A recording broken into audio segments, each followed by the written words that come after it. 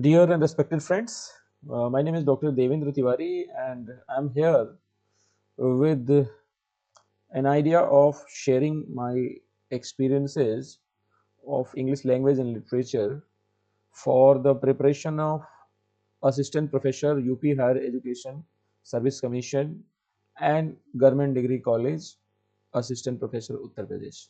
Dear friends, as you know, recently a couple of days back that UP Higher Education Service Commission examination was rescheduled for the month of April, particularly on dates 18th and 19th of April.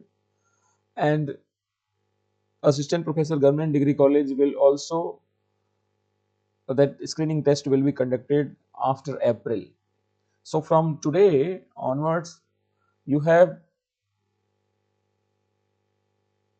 2 months hardly for brushing up your knowledge of English language and literature and for the content.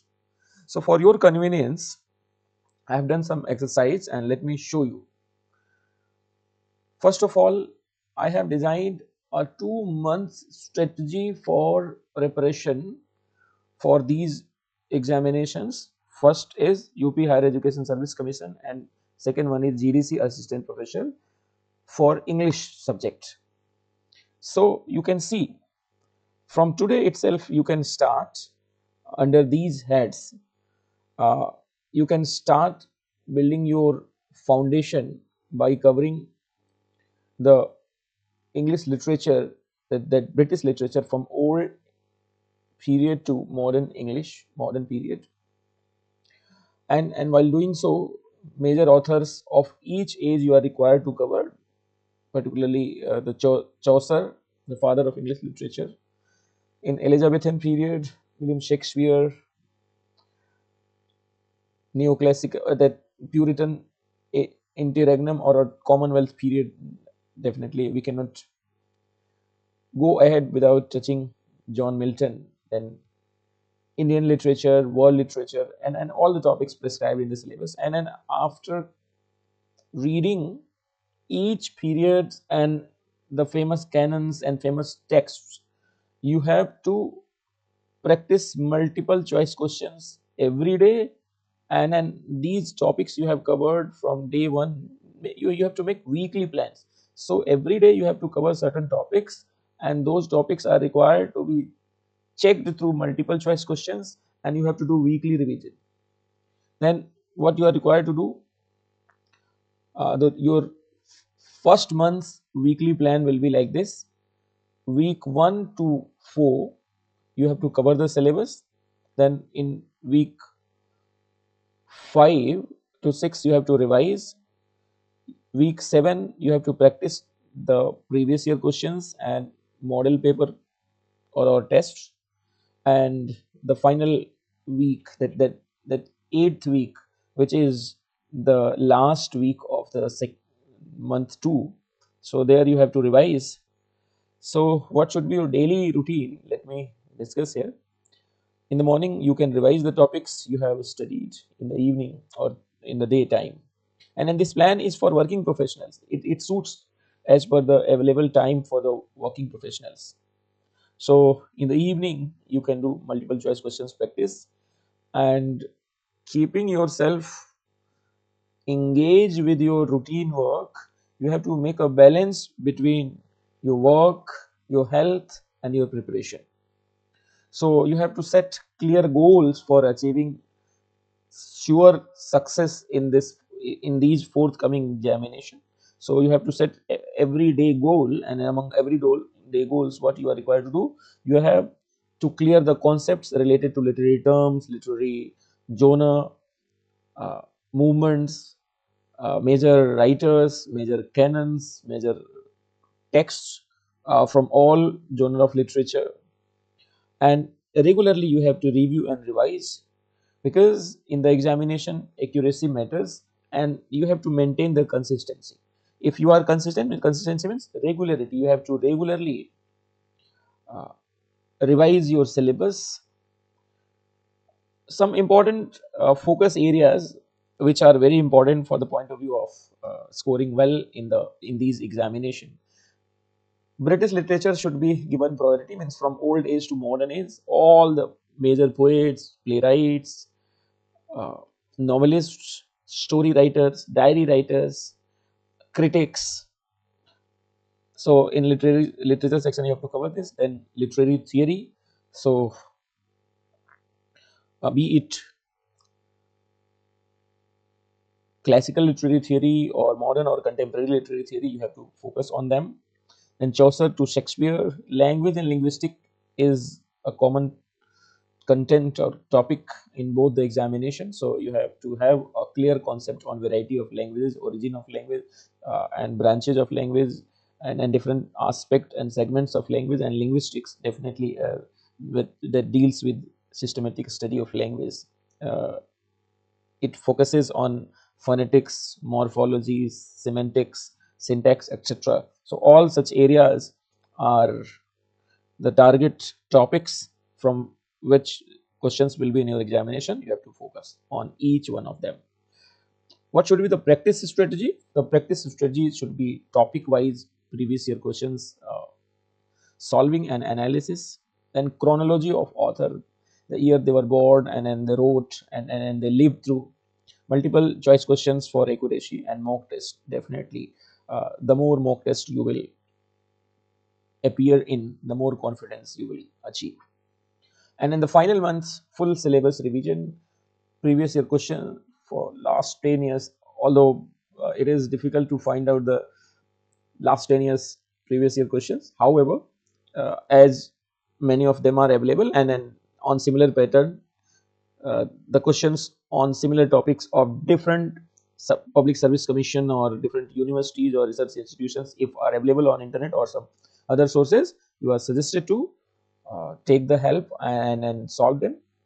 And final polishing, definitely final polishing means after all sort of planning, preparation, practice, you have to maintain a balanced mindset to do your 100% in your final day of examination. So this is 2 months preparation strategy or plan, and if you will follow, definitely you will get benefit of your hard work. Now let me share the consolidated syllabus of these two examinations, government degree college prelims and UP higher education screening test. Dear friends, you all are already aware with the process of selection, final selection in these examination. In GDC from this year only, Uttar Pradesh Service Public Service Commission has announced that this examination of government degree college assistant professor will take place in 3 stages. Stage 1 will be screening, and the stage 2 will be proper answer writing, means descriptive answer writing, and then interview. But as UPHESC is concerned, it is based on the previous pattern of recruitment, and it includes screening of the candidates based on this vast syllabus, and it is followed by the interview. Total marks of screening and interview becomes the parameter of selection. So the highest marks becomes parameter for final cutoff or selection. So you can see why I have prepared this, because in these examination 50% syllabus is common. So if you are preparing for GDC, Geoffrey Chaucer Prologue to Canterbury Tales, although for GDC, this Canterbury Tale, its modern version is there, and if it is not mentioned in UPSGC, then it is the original version. So, however, it will help you a lot because same text is there. So, if you have prepared one, either of them, it will help you out in answering the questions for both the examination. Talking about the author like Fairy, that Edmund Spencer, although in GDC Government Degree College, you can see the author is same, but text is different. In UPSGC, Fairy Queen Book First is there, and in GDC, epithalamion by Edmund Spencer. So if there is some question based on author's life and contribution, that can be of great help for you. So you can see most of the authors are common, like John Donne. The canonization is in GDC and UPHEC. Valediction, Forbidding Morning, these poems are common. Ecstasy, Go and Catch the Falling Star, a hymn, like some of the texts are common. So what I have done, unique contents or text, the topics I have separated under each type of examination, and I have prepared a consolidated syllabus by merging. So if you are preparing this section, all topics in both syllabuses, so it will cover each and every topic which will be the source of framing the questions in your forthcoming UPHEC, either UPHEC assistant professor or government degree college assistant professor English examination. This strategy will help you a lot in keeping and carrying on your preparation till the final selection. So this PDF I'll share in the description box of the video. You can download from there, and you can see such a vast syllabus, and there are some variation in the syllabus of both the examination. So this table is complete in itself. So suppose some topic is in GDC and it is not there in UP Higher Education Service Commission. So I have written a note that this topic is only in this examination and only in that examination. You can see women writing.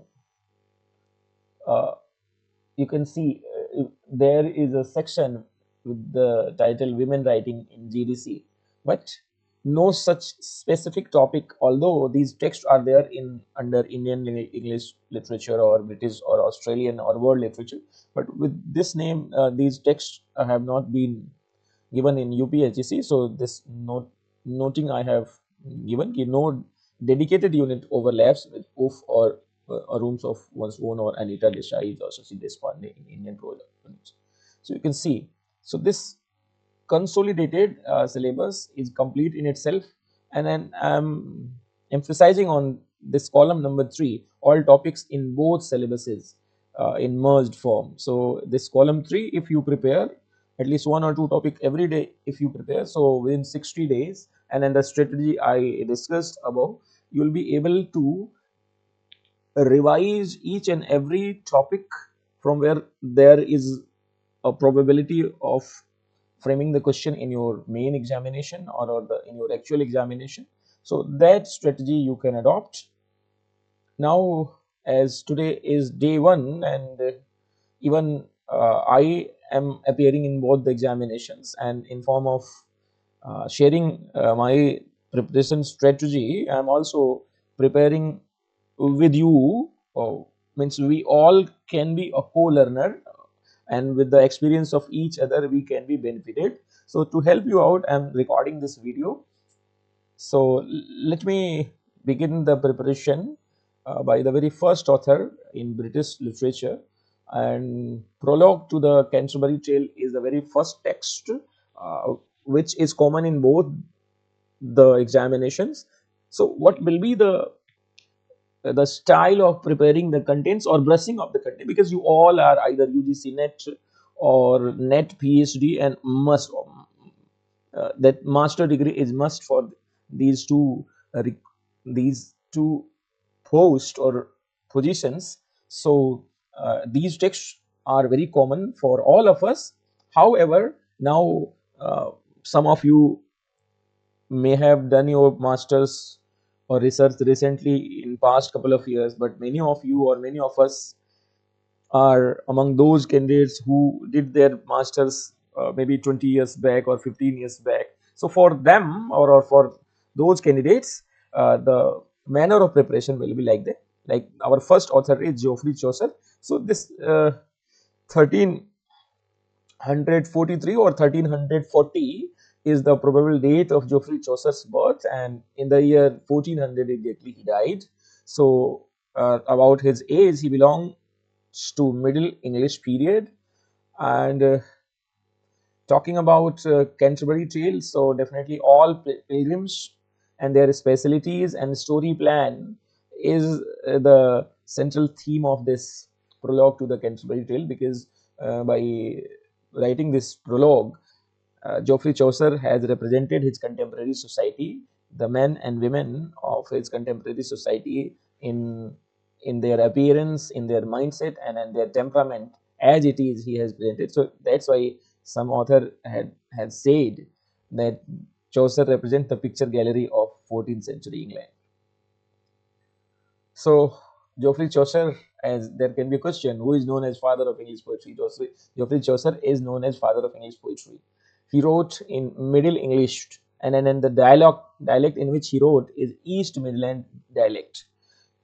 These highlighted sections can be the source of framing the questions. So he belongs to Middle English period. He is first among the great realists of English literature, and he has been regarded as the keen observer of medieval society. And Canterbury Tales is his masterpiece. Total plan of story. See, as we know that Chaucer himself was on the pilgrimage of Thomas Becket at Canterbury, and then in the way he happened to stay at an inn, Tabard Inn, and it was towards Southwark of England. So when the day he was staying at Tabard Inn, he found the pilgrims of far and distant and corner of England from all different direction had started as gathering there, and it was a very beautiful and strange experience to see the people of different kind, different mindset, and different appearance. So seeing them, Chaucer decided to hatch a plan to describe his contemporary society and to produce number of stories on the pattern of Boccaccio's Decameron.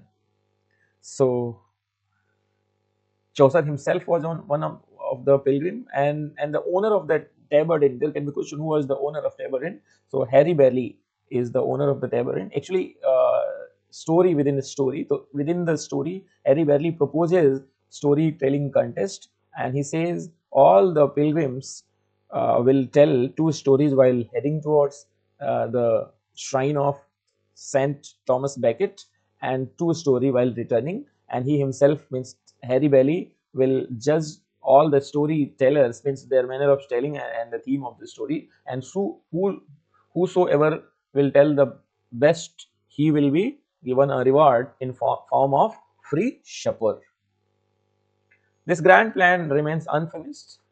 However, it was a great plan. Total number of pilgrims 30, 29 pilgrims were there, and Chaucer himself uh, included. Chaucer included himself among them, so it becomes 30. So 34 job. There was a plan of 120 stories. However, only 24 of them Chaucer could complete during his lifetime. So every and then these 30 pilgrims were the representatives of every class of English society of 14th century, uh, be it nobility, clergy, middle class, and common people. So this is the class representation of those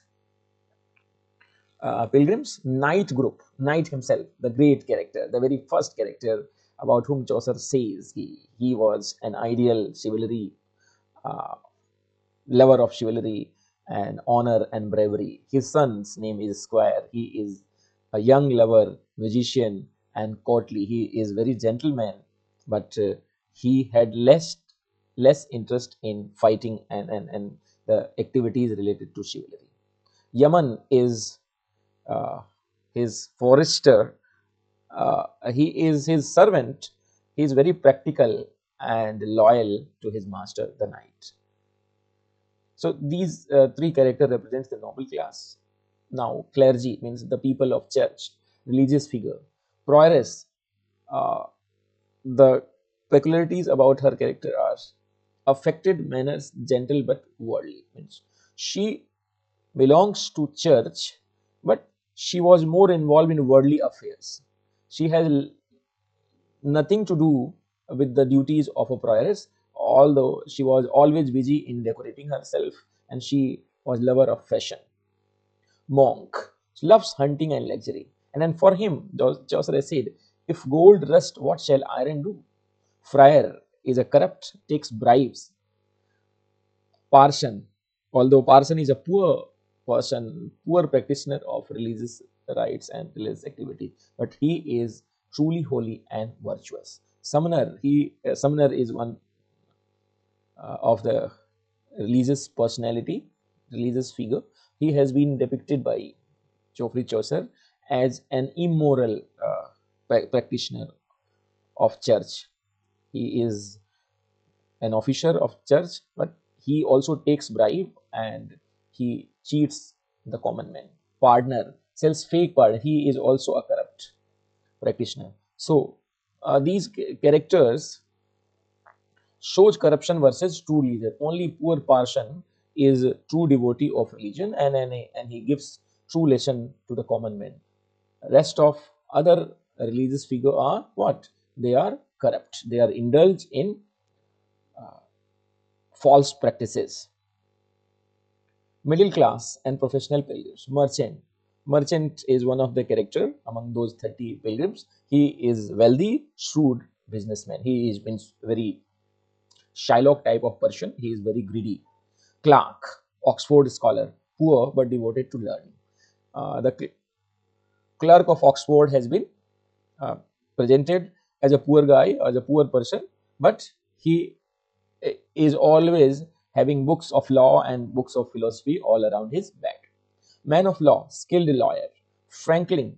Franklin is a middle class uh, pilgrim, and he has been depicted by Geoffrey Chaucer as lover of food and pleasure. Physician, doctor of physique. Although his duty is to cure the illness of the people, but he is very greedy. And he had, rather than having deep knowledge of medicine, he is having deep belief and experience of astrology. Working class pilgrims. Miller. He is a drunken person. Vulgar means his language is not language of a gentleman, and he is very strong. He is a muscle man. Reeve. He is my manager, working class, and he is very cunning. He's shrewd. Plowman, honest laborer. He works very hard, honestly. Cook, good cook. But the foods he prepares are always unhygienic. Shipman is a rough sailor. He takes risk in the ocean. Women pilgrims, chief among them is wife of Bath. And then how bold and frank she was that she herself accepts that she had 5 husbands at the church other than her personal affairs during college or during her teenage. She represents female voice and experiences in medieval society. Chaucer as a pilgrim. Chaucer himself uh, travels with those 29 pilgrims to the shrine of Saint Becket. He has been depicted by himself as a modest observant among other pilgrims. He acts as a reporter, not a judge, which enhances the realism. That's why this poem is a fine example of realistic literature. Specialties of the pilgrims. This slide is for quick revision. Knight loves chivalry. Always he loves to fight and for protecting the religion and moral for moral causes he fights. Wife of Bath is feminine voice of female, and she has no hesitation in sharing her previous affairs. Pardoner is a representative of hypocrisy. Means he is a kind of person who does any act for showing off. Parson is the representative of true religion, true practitioner of religion. Monk, although he is chief priest of a church, but is always lost in worldly affairs. He rides on a horse. He loves to eat meat, and he grabs money from poor people. Miller, crude realism. Miller is a representative of crude realism. Clark, scholars that Clark has been presented by Chaucer as a true scholar. Chaucer's arts of characterization. So, on what basis Chaucer has presented his contemporary society? What are the things he has used to present his contemporary society? Dress sense of all the characters, and physical appearance, profession they are, and their behavior. So, by using these descriptions, Chaucer is successful in presenting his contemporary society. He employs gentle irony, allowing readers to judge characters by themselves. Theme in prologue: human nature, social realism, corruption in church, appearance versus reality, class and profession. Language and style. Actually, Canterbury Tales and or the prologue has been written in Middle English. So he has used heroic couplets, rhyming iambic pentameter for writing, because that form of meter or the style was regular language being used by his contemporaries, or he himself was the first to write something in original English. So he felt the language of poetry should be the best for expressing his ideas in an effective way. So his tone is humorous, ironic, and conversational. Importance of prologue. Prologue is a panorama of medieval England, means is a picture gallery of medieval English, 14th century England. It is a masterpiece of realism and satire. It is a foundation for English narrative poetry. That's why Geoffrey Chaucer is known as father of English prose, English poetry, English short story, English narrative, means all genre of English literature he tried by his hand, and the writers and authors of later generation followed him. That's why he is regarded as father of English literature. So, dear friends, this can be one of the way. You may have your own way of practicing, planning, and preparing the syllabus, which you have to refer for these examinations. But for government degree college mains examination also, you have to think of, if you are able or if you manage to qualify prelims examination, you have to appear in the mains examination. So such type of questions can be asked in your mains examination, and you have to write the answers of those questions, like discuss the prologue as social document, Chaucer's art of characterization, significance of storytelling plan, or satire on church in the prologue. So these are the descriptive type questions. And talking about multiple choice question for both government degree college assistant professor or UP Higher Education Service Commission, these types of questions can be asked, like Geoffrey Chaucer is known as what? Geoffrey Chaucer is known as father of English poetry. Geoffrey Chaucer belongs to which literary period? Middle English period. Canterbury Tales is written in which language? Middle English language. Canterbury Tale is based on the idea of whom? Idea of pilgrimage. Pilgrimage gathered at what place? Tabard Inn. Pilgrimage is undertaken to visit shrine of St. Thomas Becket. Who proposes storytelling contest? The owner of the tabard, the inn where all the pilgrims had stayed. It was the host Harry Bailey. How many pilgrims are there in total including Chaucer? It's 30. 30 will be the correct one. Each pilgrim was proposed to tell how many tales in total? It's 4. Canterbury Tales remain unfinished because Chaucer's untimely death.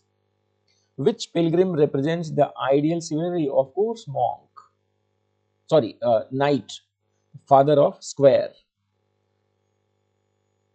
Wife of Bath is known for feminist view and experiences. Which pilgrim openly admits his corruption? its partner. He openly accepts that he does corruption. Which pilgrim represents true Christianity? Parson, poor Parson. The clerk of Oxford is associated with learning. Which pilgrim is fond of hunting and luxury? None other than monk. That's why the corruption of church has been highlighted by Geoffrey Chaucer. Chaucer uses which method of characterization? Gentle irony has been used by him. The verse form used in general prologue are heroic couplet. The general prologue is best described as social document because prologue is known as picture gallery of 14th century England. Why? Because it represents all social pictures, means men and women, and then their dress, their culture, their style, and that in total is known as society. So, main literary quality of general prologue is what? It is a realistic narration or representation of 14th century England. So, that's it. This can be one of the way of preparing your syllabus. I'll try my best to cover at least in one or in a gap of 1 or 2 days each and every topic in column third of the syllabus as I have shown you.